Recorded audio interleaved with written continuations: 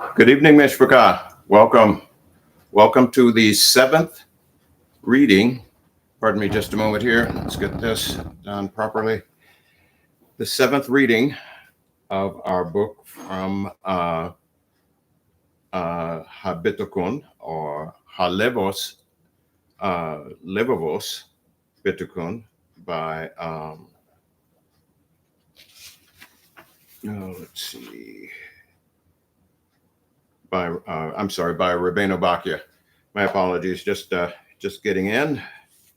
Had just a beautiful time just a few moments ago with a beautiful, wonderful mitzvah of a very dear family, and Ubered my way home here, and so now we're getting into the saddle here and getting ready for this. Again, this is the seventh reading of SHAAR HABITACHON. SHAAR, of course, Hebrew for gate. This is the book that we are using and not gleaning from, but being students of, because that's what we are. We're students. You're going to get a great deal from this book. This book is awesome. It's very, very succinct. It's very, very profound. It changes attitudes. It changes the way you think. It changes the way you act. It changes the way you live, because you're now knowing the true definition of the words that we've heard all of our lives: faith and trust. Emuna, bitachon. Emuna, faith. Bitachon, trust. So I was listening to Rebbe Zin's Musar class today. Was excellent, and just remembering how to take things in perspective of how we talk, how we speak, how we respond. And Mishpachah, we live in a society where if the society that we're living in right now is basically the same as it was in days of old, just on steroids. And you've got individuals, you've got people, you've got processes, you've got infrastructure that is so parenthetical or against Torah that you really need to be on your P's and Q's on who you are as a Jew, understanding what we need to get through this, and not just get through it, but overcome. Our faith, our trust in Bitachon is a practiced art. This is why I say each week, with all of my heart, please, when you leave here, practice Bitachon. Just as we began our Hebrew course last night with Rebbe, Toda again, Rebbe. It takes practice. Mishpachah, this book, along with the book that Zagan began with, Sharei Teshuvah, is so paramount, it's so key, that you can see changes in your life really in an instant if you will just take the time to really understand what you're reading and listen to what you're reading. So please take this into consideration. Remember, we are students. This is not necessarily a yeshiva, but yet at the same time, you can, that intent, that Kavanaugh. Why are we doing this? Why are we reading these books? Are we reading these books just because they're the Book of the Month Club? No. We're reading these books because we want effective change in our lives to the good. And now that we know the true definitions, and I'll say this again and again and again, the true, accurate definition of Bitachon, of trust, Bitachon. Theoretically, there's no word in the English language that can really give you all of the ramifications, all of the ideas of Bitachon. reliance, just totally reliant on HaShem. But you can't be reliant on HaShem if your mouth isn't fixed. If Lashon Hara, or if the way that your medot, your character traits, if your character traits are not just taken into consideration, but actually dealt with. If they are not dealt with, it sounds very strong, but all it is responsibility and becoming a reliable person. That's the one thing about, another beautiful thing about Judaism is it prompts, it doesn't just suggest, it requires reliability. It requires responsibility. It requires not adaptability. We don't adapt to Judaism, okay? We do Judaism. We are a people who do Torah, and we do Torah day by day by day. So let's go ahead and get into the book. Toda Rabah. Please like this video, share it with others, comment if you will, and just again, we're here for you. We don't just read these books, the subsequent books coming, and we don't just read these books for the sake of reading books. We expect physical change in your life to the good, because now, as I said before, we know the true definitions of the words, okay? So let's begin and do just a small overview just on page 29 of our book. A fourth spiritual benefit of HABITACHON. Yet another one of the benefits that trusting in HaShem provides regarding Torah matters is that when one has HABITACHON in HaShem, he will properly utilize his resources in HaShem's service, regardless of his financial situation. So the idea that I have nothing to serve HaShem with is not irrelevant, but it's not accurate. And Mishpachah, I understand where we are, been there, done there, and as some people say, got the t-shirt, where there's nothing. But yet there is something that HaShem will provide for you to participate in this, okay? He will properly utilize his resources in HaShem's service regardless of his financial situation. If he is wealthy, then whenever an expense is called for, he will promptly spend his money to meet his obligations toward HaShem and his obligations toward other people, eagerly and generously. So this is called intent, kavanah, okay, intent. You do something intentionally, and intentionally it is for the sake of heaven. Now it gives note 69 here.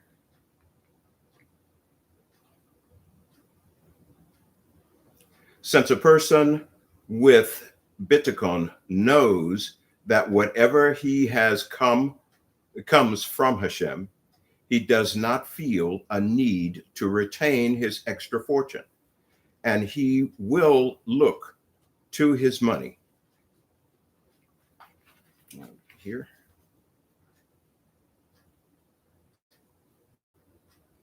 In ways that are pleasing to Adonai, to HaShem.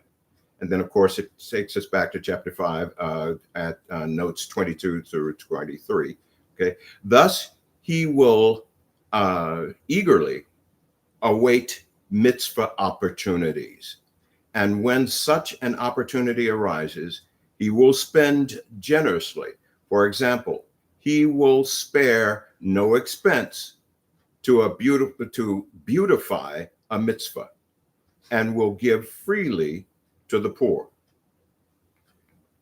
Also, he will properly pay his debts to other human beings. This is contrary to the behavior of one who lacks bitachon, as Havos HaLevavos describes in chapter 5. Okay.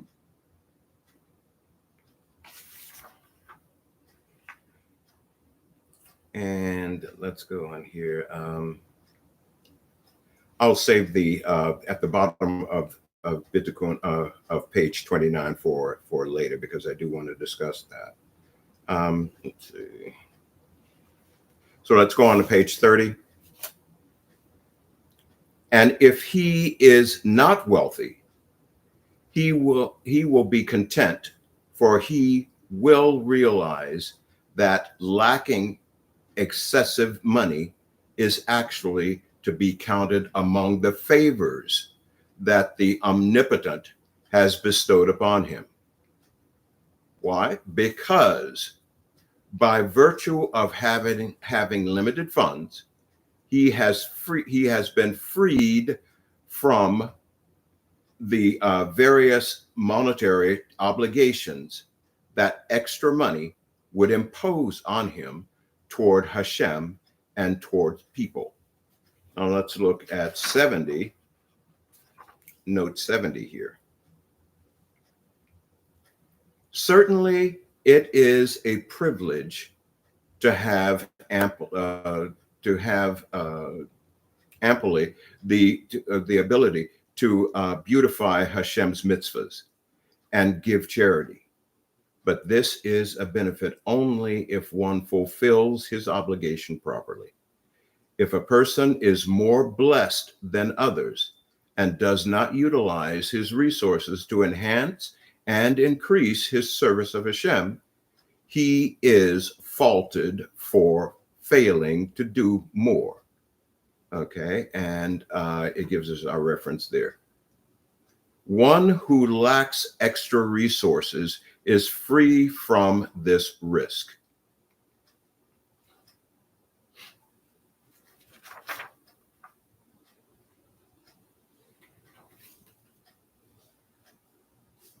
Okay, and let's go on. And because having limited funds lessens his distraction with safeguarding this money and managing it, thus he will have peace of mind to dedicate himself more fully to Hashem's service.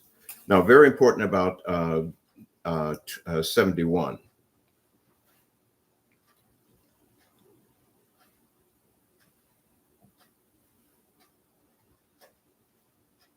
In ways that are pleasing to Adonai, to Hashem, okay? Thus he will greatly await mitzvah opportunities. And when such an opportunity arises, he will spend generously. For example, he will spare no expense to beautify a mitzvah and will give freely to the poor. I think we've read that already. And 71.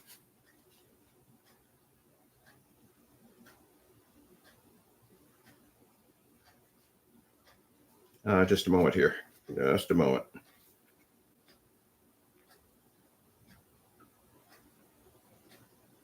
Go ahead and do it again. For example, he will spare no expense to beautify a mitzvah and will give freely to the poor. Okay. Also, he will promptly pay his debts to other human beings. This is contrary to the behavior of one who lacks bitachon, as Havos HaLevavos describes above. In okay, that's 71.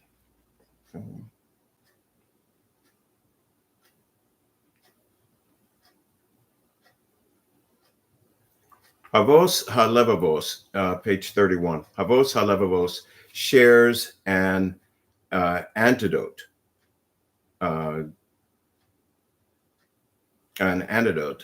to illustrate the benefit of not having the distraction of extra funds. As it is related about one of the pious ones, that he would often say, "May Hashem save me from scattering of the souls. Those who once heard his prayer said to him, "What is scattering of the souls?"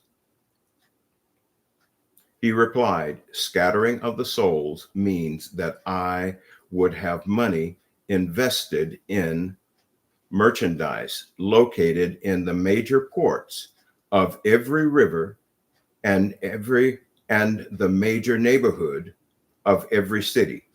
So my mind would constantly be fleeting from port to port and from city to city, preoccupied with strategies to protect my investment." 72. Rav Mitzvah in Avos 2:7, with his money scattered throughout the land, his thoughts would be scattered as well. The pious person prayed that he would be spared this fate, because such worry and preoccupation would ruin his life in this world and also prevent him from earning merit for the world to come.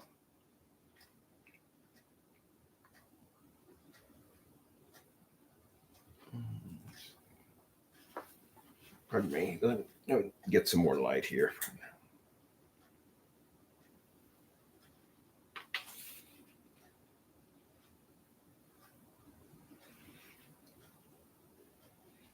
One who increases, just a second.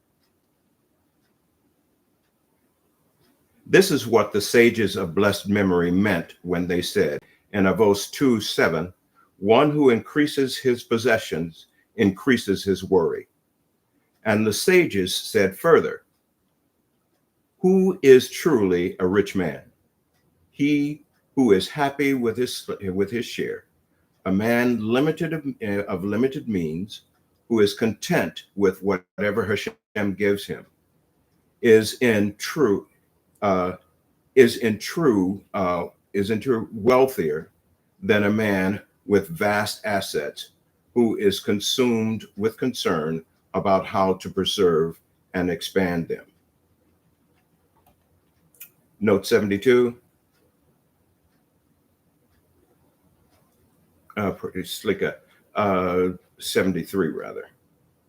Only a person with HABITACHON can truly be happy with his share, whether it is large or small, since he knows that it is what HaShem allotted for him.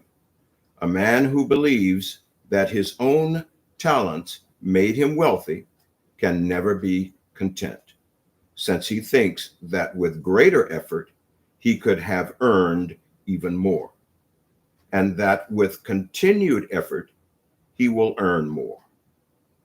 He does not view whatever assets he has as his share, so he cannot be satisfied with them.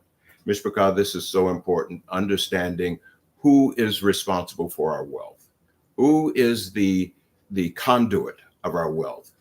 The Shabbat, the elevation of the Shabbat is an example of this, because the open heavens, the double portions, all these things that we've heard about over the years, now we know the true understanding when they occur and how they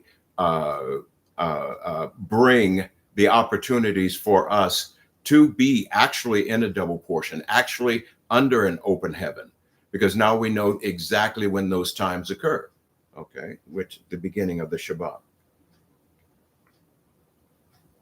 Avos HaLevavos elaborates on this point, explaining the content state of mind of a person with HABITACHON. The one who places his trust in HaShem will thus gain the benefit of having money, meaning that he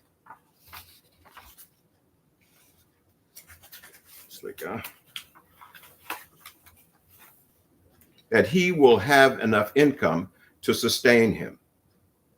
Yet he will be spared the wealthy person's preoccupation with thoughts about managing his money and his constant worry about preserving it. 74, note 74, if the person with HABITACHON has little means, he is surely not preoccupied with thoughts about any investments. And even if he is a man of means, he is not consumed with worry about his properties, because he knows that whatever he has is his portion from HaShem, and HaShem will provide for him in any event. Either way, the person with HABITACHON is at peace, happy with his share. Now, I paused here because note 74 is a key understanding here. It does not mean that we are not to go out and do what we do as financiers. It means that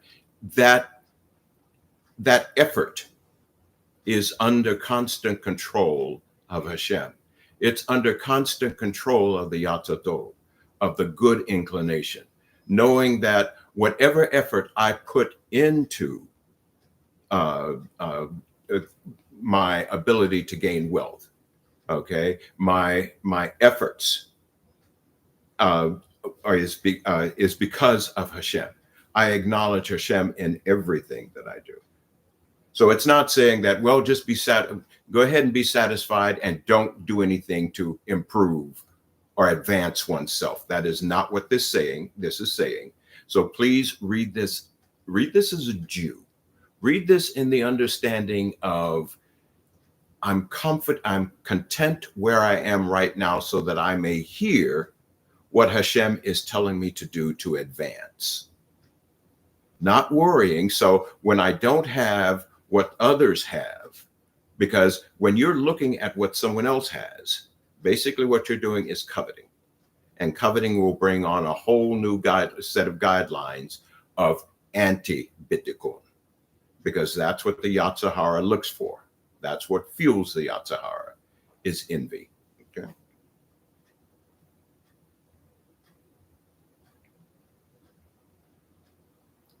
As the wise, let's see here.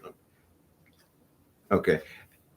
As the wise one, Shlomo HaMelech, said in Koheles 5:11, sweet is the sleep of the laborer, whether he eats little or much, but the rich man's satiety does not let him sleep. Now, note number 75. The simple laborer who is satisfied with earning what he can sleeps well, whether he earns little or much. But the wealthy person spends his nights restlessly thinking about his investments. He may worry that their value will drop, that monies owed to him will not be paid, or that his competitors will overtake him. Wow, Baruch HaShem.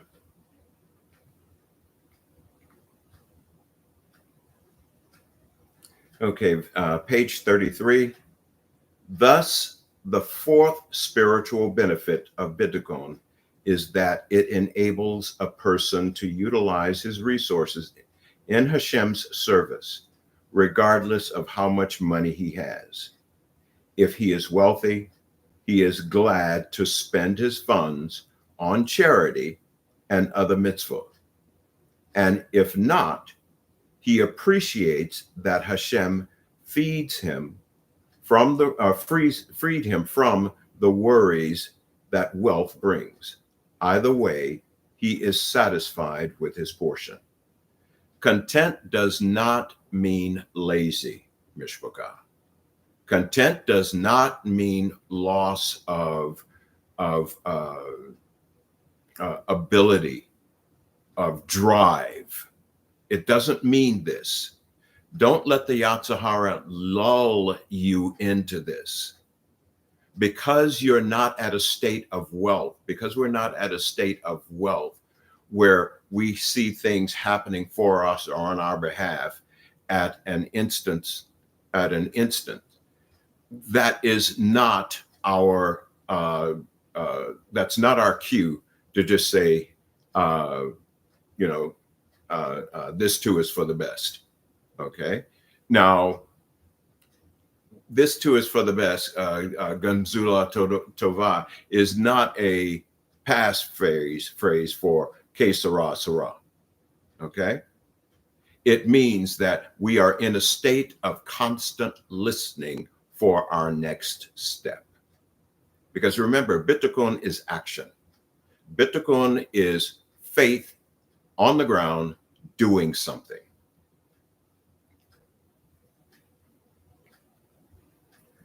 Let's see. The fifth spiritual benefit of Bitachon. Another one of the benefits that Bitachon provides regarding spiritual matters. And remember, Bitachon regarding spiritual matters. Okay, this is what we've been talking since we've begun tonight. The benefits regarding spiritual matters. Okay, that for one who truly places his trust in HaShem, having a fortune of money will not prevent him from continuing to trust in HaShem.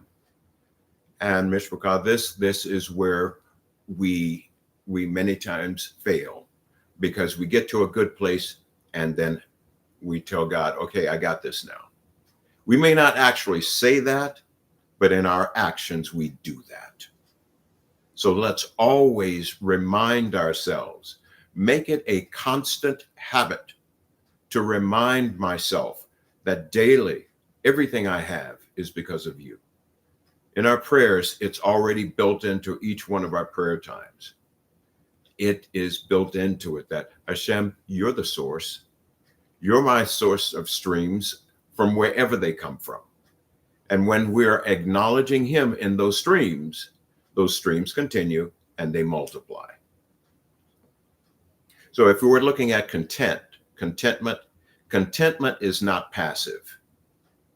If you can understand that. Contentment does not mean just rest in what I've got.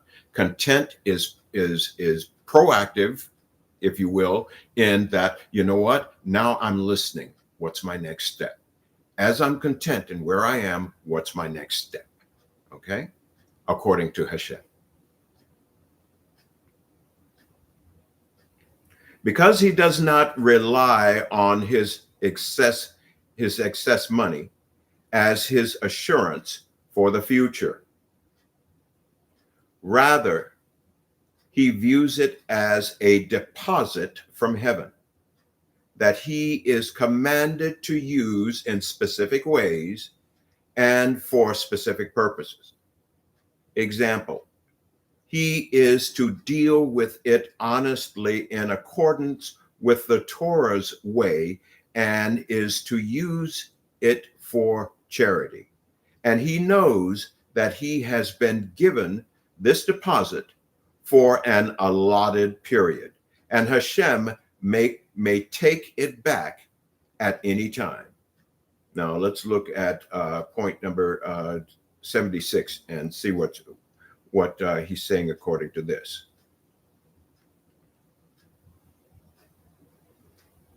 When HaShem grants a person wealth, it is not so that he should live extravagantly, but rather so that he should have the opportunity to do mitzvahs, such as tzedakah. HaShem, in his wisdom, knows which people need the merit of tzedakah, and he provides them the means. The wealthy person with proper attitude knows that the money is not meant to be his, but is actually meant for others, and HaShem has designated him as his emissary to distribute it. Mishpachah 76, note number 76. Get this. Understand this. The wealth that is in the earth today, the Great Depression, think about it. Go and study it. You'll find out that the money did not dry up. The right people had it. And when I say the right people, I'm talking about those who understood how to use it without Hashem's blessing. You've got to understand, we've got to understand that Hashem's justice system is all about trusting him, relying on him. And this is a hard thing to do in this day and age where everything you watch television, anything and everything on television is pressing the envelope. Anything that you read on the hear or read in the newspaper is pressing the envelope. Even places where you worship, they're pressing the envelope in, hey, sin is okay. It's rational. It's all right to do this in this gray area. So then we have no standards. And because we have no standards, because we have no actual benchmarks, we're walking on and sinking on in sinking sand and on walking on water and slipping. So this is why this is understanding why Hashem is doing this for us. Why, when he grants a person with wealth, what to do with it. And individuals with wealth, male, female, whatever, okay, that we are to ask Hashem, where is this to be used? As a matter of fact, this is one of the ways of practicing trust. Because when you're practicing trust, you're practicing listening to Hashem. Wealth comes into our being, into our possession. Hashem, where is this to be used? And remember this again, none of this is saying that we are to give everything that we have away. Remember the rich young ruler. Everything, anything and everything is from Hashem. We're stewards. Now we understand the true meaning of being a steward. It's all about trust. It's all about bitachon. It's all about levels of the justice system of Hashem. That's what this is talking about. Also, since it is his outlook, even if the money remains in his custody on a lasting basis, he will not become arrogant and rebel against Hashem, his provider, as a result of his fortune, but he will remain submissive to him. Please understand this, Mishpachah. Great wealths have been lost because those who became wealthy forgot this and maybe didn't really realize it to begin with. Point number 70, or note 77. When a person feels that all his needs are taken care of with his own funds, he is in danger of overlooking the source of his care and rebelling against Hashem. As Moshe states in the Song of Hazinu, okay, in Devarim 32:15, Yeshua became fat and kicked.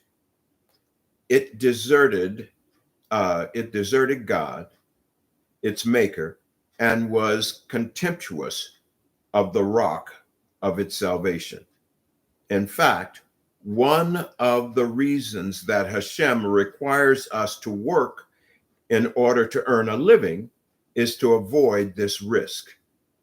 As Havos HaLevavos writes below in chapter 3 after note 57. Okay. In addition, when he gives,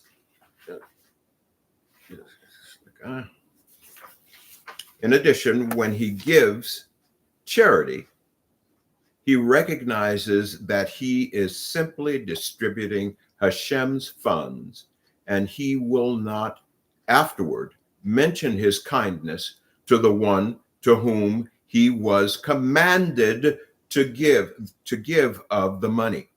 Example, the poor beneficiary. And certainly will not demand that his kindness be repaid by the beneficiary with effusive thanks and praise. Mishpachah, why, and I'm asking this question openly and to think about it. Why would we perform a mitzvah because we've been blessed with the money to perform a financial mitzvah for someone? Why would we do it? Then turn around and say, hey, I have the ability to do this and I'm doing this for you, so, you need to be thankful. I've heard this so many times over my life where individuals do something nice for each other, for someone else, and then tell them that they need to be thankful. When your intent, when your Kavanaugh is properly in check, when you do a mitzvah, then this will not occur, because the Yetzer Hara will not be in control of your tongue. The moment you suggest or tell someone else that they are to be grateful for what you did for them, that mitzvah is null and void. The money, they still get the money, but you are being subtracted from, and it will eventually come. So Mishpachah, please, as we are wealthy, as we have the funds to be able to assist, to provide for others, remember they are in that position at that time so that you are given the opportunity to perform the mitzvah. That's what they're there for. And as the people, the recipients, they are in a position now to provide the mitzvah from what they've gained to others. It's all Hashem's justice system. This is bitachon. This is trust. This is reliance that what I've been given does not belong to me. It belongs to Hashem, and I'm a steward to pass it on. This is the true meaning of bitachon. This is the true meaning of a steward, of a wise steward. And let's see here.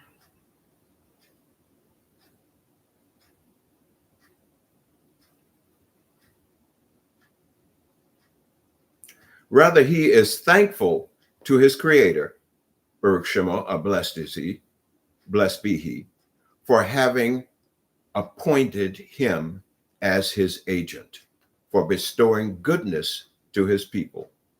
And note 78, a person who thinks that his fortune is of his own doing tends to feel that he deserves tremendous credit for the charity that he gives. Mishpachah, please, if you find yourself falling into this, remember what Rebbe Tzin said during the Musar today. Your midot,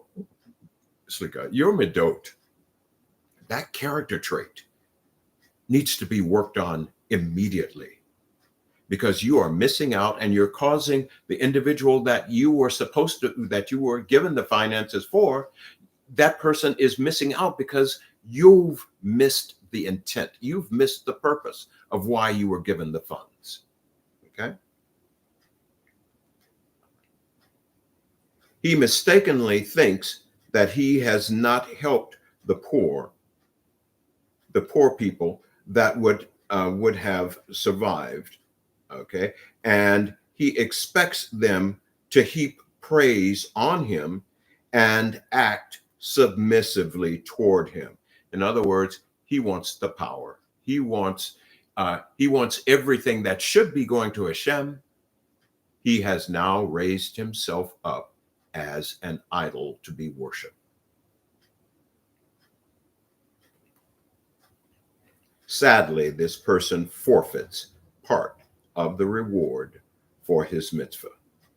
The person who has bitachon, on the other hand, appreciates that Hashem has given him the opportunity to distribute his money to those who need it, and does not act proudly toward the beneficiaries, nor demand honor from them.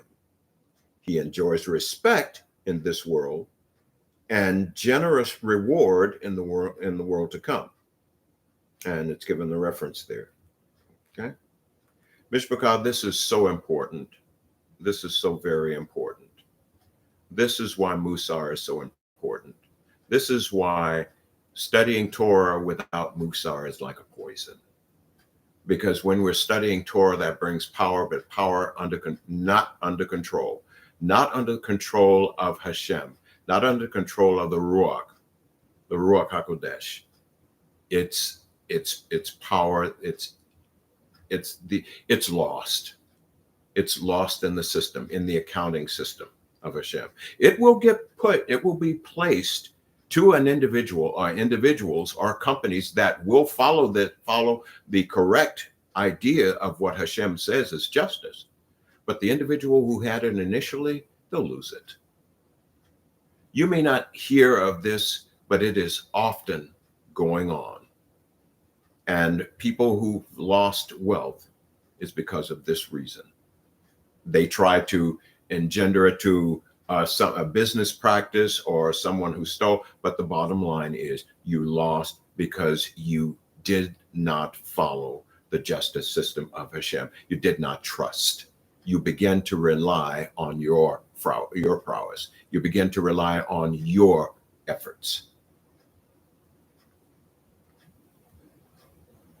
The person who has bitachon, on the other hand, appreciates that Hashem has given him the opportunity to distribute his money to those who need it, and does not act proudly toward the beneficiaries, nor demand honor of them. He enjoys respect in this world and generous reward in the world to come. I read that again because that's so very important, very, very important. Thus, his charitable giving makes him more submissive to Hashem. Why? Because it gets rid of the unsightly, compromising flesh. And this is how we practice bitachon. If you have a problem with giving, go find some place to give. I remember Rebbe several years ago had us take money and put it in an envelope and go find someone to give it to. I remember that so succinctly. It was a very good thing to do. Furthermore, since he views himself as nothing more than a temporary custodian of the funds, if he loses the money, he will not be dejected and will not mourn its loss. On the contrary, he will realize that his allotted time as custodian has ended and will thank Hashem for taking back his deposit from him, just as he thanked him for giving him the deposit in the first place. 79, note 79.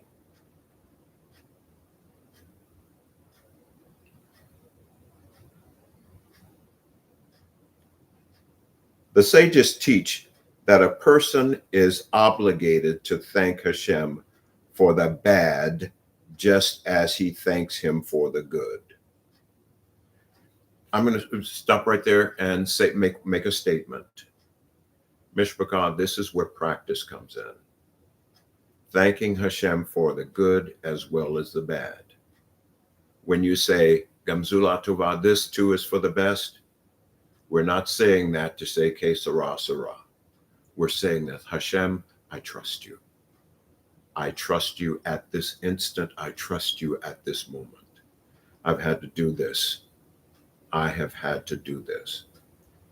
I ask questions, and yet I've come back, and this is why I've read. This is one of the reasons why I bought this book many years ago. This book has saved me and has kept me, because sometimes I forget. And that's what we humans do very well, is we leak. And this is why we continue to study Torah. We're students. We will be students of Torah. We will be students of HABITACHON until we reach the Olam Haba. We will always be practicing trust. We will always be practicing emunah. With his entire heart, he will be thanking HaShem for this, because one must recognize that even that which seems bad is also for his good. And those Talmud references there, okay? And also it gives other insights into the judgments with joy. Okay. When a person views wealth as money on deposit with him for the purpose of doing mitzvah, he is able to thank HaShem for taking back the deposit. He is grateful for having had the opportunity to perform tzedakah, and accepts Hashem's decision to relieve him of that duty. In fact, he may be grateful for having been freed of the responsibility that wealth carries, as described above in notes 70 through 75. Okay. Mishpachah, I have been here. I have been at this spot where great amounts of wealth have gone. And so this is why I'm asking you with all of my heart to really look at how you see money that has gone away, and then ask HaShem to show you, being grateful, and yet at the same time, if there's something that we are doing incorrectly, ask HaShem how to correct it, so that does not occur again if it was improper, if it was improper misuse or misuse of funds. Okay.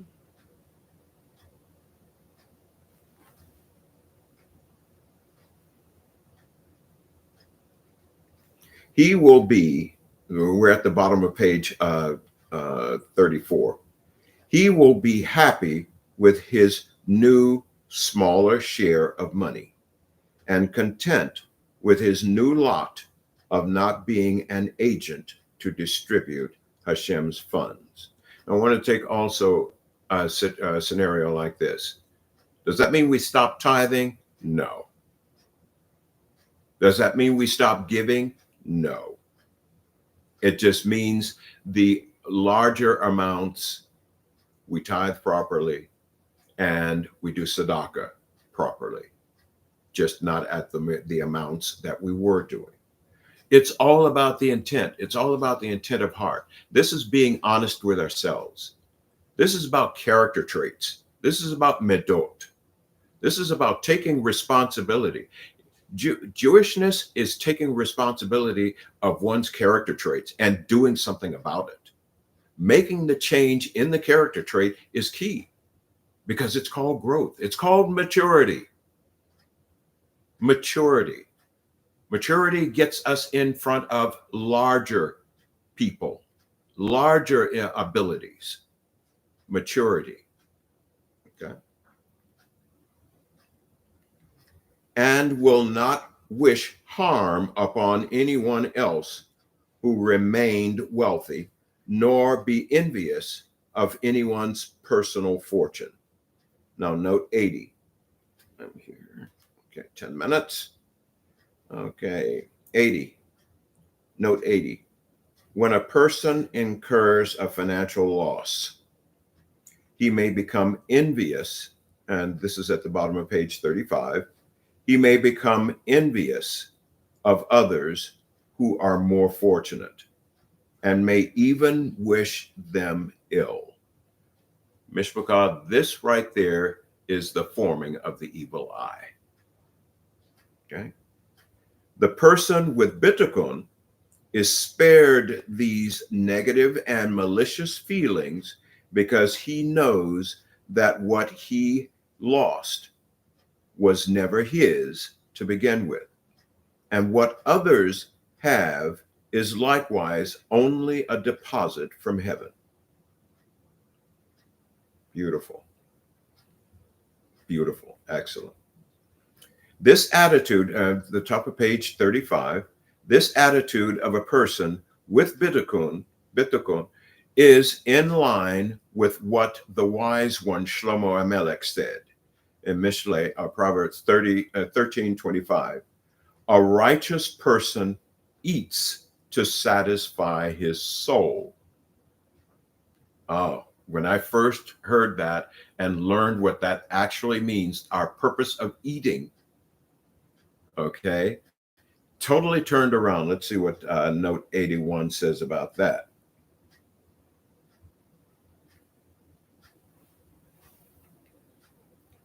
The Tzaddik does not indulge in luxuries, but eats and indulges in only worldly activities,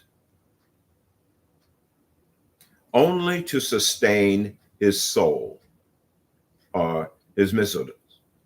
Thus, he does not seek extra funds. If HaShem grants him wealth, he does not get carried away. If HaShem takes away his wealth, he does not become despondent. And if HaShem grants him wealth to others, he is not envious. Or, yes, okay. If HaShem grants wealth to others, he is not envious. So, Mishpachah, please, again, you hear me say please, because many of these things I've experienced, others have experienced, but now the experience is not going to cost us anything, because now we're understanding what is happening, and we're putting the blame, not necessarily putting a blame, but we're understanding how Hashem's justice system works, how his financial system works, how to be put into place to where we can do good because it's good to do good, because we trust him, he trusts us. Hashem knows what wealth will do for individuals. Hashem knows what wealth will either get you killed, what wealth will either get your soul tarnished, taken away from you. Hashem knows this. I remember someone would say, well, I wish he would just give me the opportunity to try. I just need the money. Well, not at the expense of our soul. Okay. And let's see,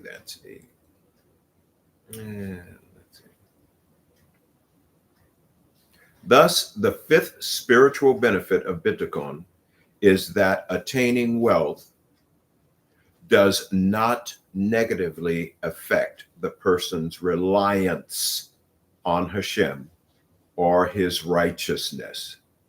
He remains content in any situation and is spared from being envious of others. You've heard us speaking about the evil eye. It begins with envy.